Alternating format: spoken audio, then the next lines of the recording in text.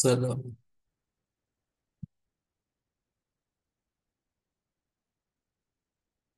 Assalamualaikum warahmatullahi wabarakatuh. Kembali teman-teman dengan saya Momon di channel Momon Pajak. Baik teman-teman, kesempatan kali ini kita masih membahas tentang pengembalian pajak yang seharusnya tidak terhutang, yang pada kali ini dikarenakan oleh pembayaran yang dipersamakan dengan pelaporan ya. Jadi seperti apa pembayaran yang dipersamakan dengan pelaporan yang bisa diajukan pengembalian pajak tersebut. Baik teman-teman, kita akan bahas ya. Jadi sebagaimana biasa ketika misalnya ada pembayaran yang mungkin itu bisa dikembalikan terkait dengan pembayaran yang dipersamakan dengan pelaporan itu bisa diajukan permohonan restitusi atau pengembalian. Jadi teman-teman masuk ke akun Cortex-nya, ke menu pembayaran, kemudian di formulir restitusi pajak ini.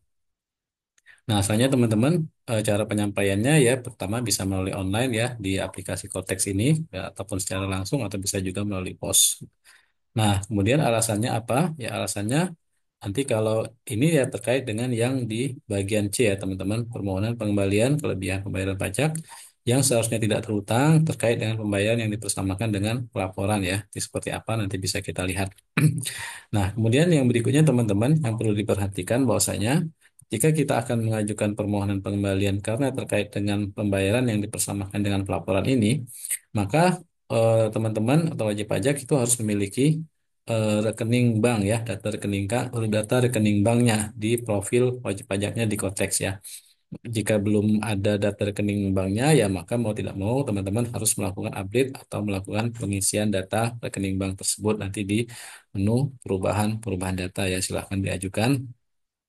Permohonan juga bisa diajukan oleh kuasa atau wakil wajib pajak untuk jenis pajak untuk wajib pajak badan dalam hal ini bisa dari wajib pajak badan, instansi pemerintah atau pemungut PPN luar negeri melalui e-commerce. Jika diajukan melalui portal atau Cortex ya pastikan memang wajib pajak yang mengajukan tersebut adalah memang wajib pajak yang merupakan PIC atau diberikan akses untuk itu.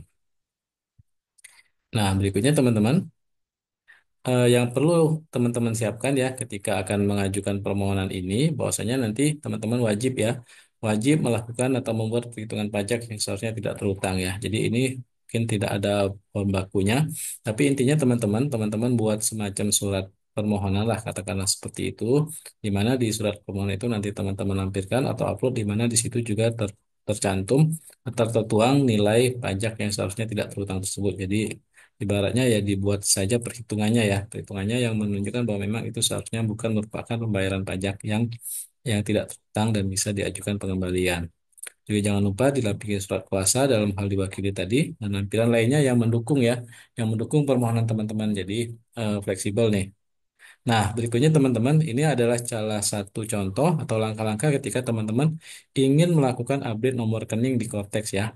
Teman-teman login ke Cortex, kemudian portal saya, kemudian perubahan data dan identitas wajib pajak. Teman-teman lihat di sana, apakah sudah ada rekening banknya? Ya, kalau belum tadi, nanti ya, itu ditambahkan di sana. Unggah dokumen pendukungnya dalam hal ini mungkin buku rekening simpan, kemudian nanti akan ada tanda terima dan nanti akan masuk ke case yang ada di kantor pelayanan pajak atau di KPP ya silahkan nanti ditunggu saja permohonannya kalaupun mungkin belum selesai ya bisa teman-teman dalam yang tertentu belum selesai bisa teman-teman konfirmasi ke pihak KPP. Nah, secara umum ya teman-teman, ketika akan melakukan permohonan pengajuan ini, jadi teman-teman masuk ke aplikasi Cortex, di menu pembayaran, formulir restitusi, kemudian isi nomor surat permohonan ya, isi juga email dan alasan permohonannya. Jadi kalau dalam ini ya permohonan karena kelebihan pembayaran pajak ini diakibatkan oleh pembayaran pajak yang dipersamakan dengan pelaporan. Jadi bisa jadi ada pembayaran pajak yang dipersamakan dengan pelaporan, yang itu seharusnya memang tidak perlu dilakukan pembayaran. Pilih kode KAP-nya, kode akun pajak, kode jenis setorannya, masa tahun pajak, dan mata uang, dan jenis akunnya. Kemudian pada detail akun wajib pajak, klik tambah tanda. Kemudian nanti pilih yang TPN ya, yang TPN yang terkait dengan pembayaran tersebut. Kemudian pilih rekeningnya, kemudian upload dokumen-dokumen pendukung, dan nanti submit sampai mendapatkan bukti permohonan penerimaan elektronik atas permohonan pengembalian pajak tersebut, teman-teman. Nah, ini contohnya ya, teman-teman. Ketika teman-teman milih dari menu pembayaran tadi, akan ada semacam template formulir, kita isi yang memang merupakan bagian kita untuk kita isi, dalam hal ini yang putih-putih ya. Kalau yang hitam-hitam ini itu atau yang abu-abu ini itu sudah default, tidak bisa kita isi kembali. Nah, nanti di sini ya teman-teman, nah alasan permintaannya ini kan nanti ada beberapa yang sesuaikan dengan permohonan teman-teman ya. Dalam hal ini teman-teman mengajukan pengembalian kelebihan pembayaran pajak yang seharusnya tidak terutang yang diakibatkan dengan pembayaran pajak yang dipersamakan dengan pelaporan ya. Kemudian nanti pilih rekening banknya, kemudian upload ya, tadi ya ada perhitungannya, kemudian dokumen-dokumen lain yang mendukung untuk permohonan teman-teman. Ini ada beberapa, kalau misalnya yang bertanda apa namanya bintang ya itu wajib diisi. Tapi kalau tidak ada tanda bintang itu yang kira-kira teman-teman memang perlu upload ya itu di-upload di sana.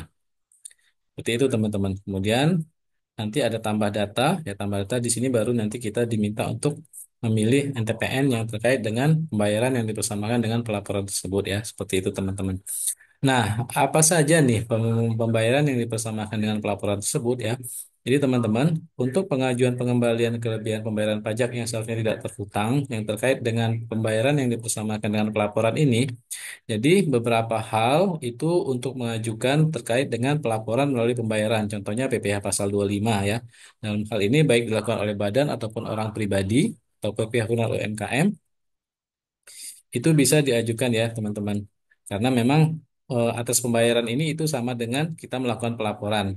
Kemudian juga ada pemberitahuan penggunaan deposit mesin teraan, ada penghentian penyidikan, ada SK revaluasi aset, validasi BP PHTB, ya atas pembayaran PPh final pengalihan yang sudah diterbitkan suket ya. Jadi dalam hal ini kalau misalnya belum diterbitkan suket ya berarti dia tidak masuk di sini, ke masuk yang sebelumnya.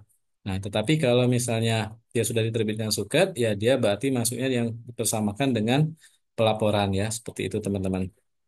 Ini berarti hal-hal yang bisa diajukan terkait dengan pengembalian pajak yang terkait dengan pembayaran dipersamakan dengan pelaporan. Nah, petunjuk pengisiannya teman-teman.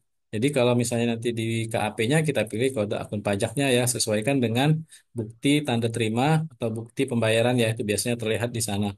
Ada KJS-nya, ada masa pajak, kemudian mata uang, kemudian pilih jenis pembayaran yang akan dipintakan, yakinkan bahwa semuanya diisi dengan benar, pilih tambah data ya untuk memasukkan NTPN-nya. Jika ada pembayaran yang memenuhi syarat ya, maka dia akan muncul data pembayaran tersebut. Jadi kalau misalnya tidak memenuhi syarat ya dia mungkin tidak akan muncul data terkait dengan NTPN tersebut.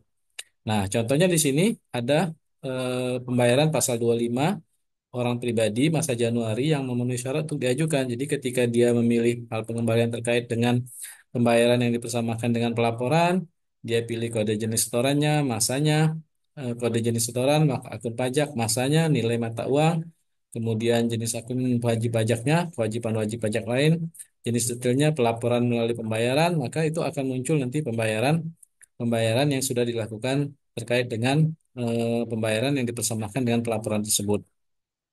Kemudian teman-teman input nilai nominal yang mau diajukan pengembalian ya. Input nilai pengajuan pengembaliannya. Dalam hal ini ketika menggunakan mata uang dolar ya itu dapat diinput sampai 2 desimal. Tapi kalau menggunakan uang rupiah ya harus tanpa desimal. Nah, di sini nanti pengembalian yang diminta. Jadi atas nilai pembayaran tersebut teman-teman ajukan permintaan pengembalian. Ya kalau diminta semuanya berarti diisi semuanya ya. Seperti itu teman-teman. Jadi itu saja ya teman-teman.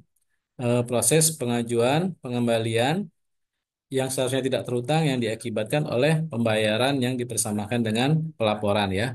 Mudah-mudahan bermanfaat ya informasi ini. Silahkan jangan lupa untuk teman-teman subscribe, like, and share. Dan kalau komen juga bisa, kalau ada pertanyaan juga bisa. Sekali lagi terima kasih sudah menyaksikan video ini dan tetap saya doakan teman-teman usahanya tetap berhasil, lancar, berkah ya. Sehat selalu. Demikian teman-teman. Assalamualaikum warahmatullahi wabarakatuh.